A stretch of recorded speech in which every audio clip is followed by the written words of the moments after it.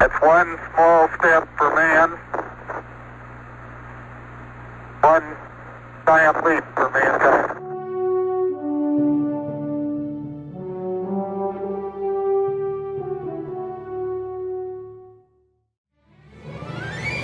Neil, this is Houston, loud and clear. 2584, runway 24 left, clear for takeoff. Welcome aboard Leading Edge from AeroSpaceNews.com. This episode, like all our podcasts and videos, is made possible by the generous support of our listener crew. Please join up by visiting AeroSpaceNews.com/fans and make any contribution you can afford. Every bit of support helps, no matter how small. Thanks. Hello, and thank you for joining me once again on The Leading Edge. I'm Craig, your host, the editor of AeroSpaceNews.com, a pilot, aerial photographer, and filmmaker. A reminder for those of you with us on YouTube, this is primarily an audio podcast, so there may not be video to watch other than the animated waveform. However, as a reward to those of you that do watch, I occasionally toss in some fun photo and video surprises, so keep an eye out for the Easter eggs. And now, here's what's happening in the known universe. Up first in space news.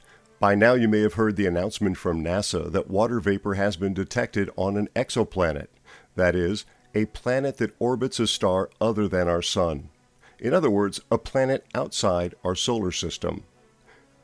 Using data from the Hubble Space Telescope archives and other past observations, NASA said that astronomers at the Center for Space Exochemistry Data at the University College London in the United Kingdom made the discovery in catchy named K2-18b, an exoplanet which orbits a small red dwarf star about 110 light-years away in the constellation Leo. The exciting part of this news is that K2-18b lies in what is considered to be the habitable zone, the location around any star in which liquid water could potentially exist in a manner that could support life as we know it. It is unknown if K2-18b is a rocky world or a gas body. Its star is also likely to be a terrible neighbor, in that the models suggest there will be levels of high-energy radiation streaming toward K2-18b that would be hostile to life. K2-18b was originally discovered by NASA's Kepler Space Telescope in 2015. A so-called super-Earth, it has a mass 8 times greater than our planet, and as a result, the surface gravity would be much higher than our home world. The Indian Space Research Organization, or ISRO, announced on 9 September that they have located the Vikram lander launched from Chandrayaan-2 in orbit around the Moon, but are yet to make contact. To recap, ISRO lost contact with the lander during the final moments of descent to the surface of the Moon at what appeared to be a rather high velocity. A consensus of the experts I've followed seems to be the vehicle crashed, but no images have been released by ISRO of the touchdown site. NASA's Lunar Reconnaissance Orbiter will likely get a look in the coming days, but the distance and angle of view could limit the quality of the results. In drone news, FreeFly Systems unveiled their new professional, rugged, and modular AltaX. Aimed largely at aerial filmmakers, the new platform features some very unique rotor engineering that we will take a closer look at in a future episode. Turning to airline news, Boeing seems to have suffered yet another setback. A non-flying test article of the Boeing 777X, or 777X, was undergoing a high-pressure test at the Boeing Everett plant when a cargo door failed. To be clear, this was a test prior to first flight, which is already delayed for engine-related issues, involving closing up a non-flying test fuselage and testing all of the doors, ports, and the integrity of the airframe as the aircraft has air pumped in, kind of like blowing up a balloon. Failures like this have happened in the industry before, and this is the place where you'd want them to happen. However, unlike wings and tail surfaces, which more commonly are tested to failure, it is unusual for a door failure and does not reflect well on Boeing at a time where their reputation is clearly suffering. Unrelated, but also involving Boeing, the The publication Defense News broke a story that said the U.S. Air Force has indefinitely restricted the very troubled KC-46 tanker from carrying cargo and passengers because of problems with the unique to the KC-46 cargo restraints unlocking in flight, which puts occupants and the aircraft in jeopardy. Ask any pilot, especially those that haul freight. You don't want cargo shifting in flight. Planes crash and people get killed. In other aviation news, the Reno Air Races are underway at Stead Airport in Nevada. If you've not seen them, you are missing an incredible event and spectacle. I covered them 1 year for Flight International, including being out on a pylon. There has been an incident this year involving a mid-air collision between Kraken and Last Lap Player. Thankfully, no injuries were reported and both planes made it back to the runway. Turning finally to news nuggets, the BBC is reporting that in February, an Airbus A330 with 337 people aboard, flying from Germany to Mexico, was forced to divert to Ireland. Apparently, the captain's coffee spilled on the center console, causing enough damage that there was smoke in the cockpit, crew oxygen masks were used, and some radios failed.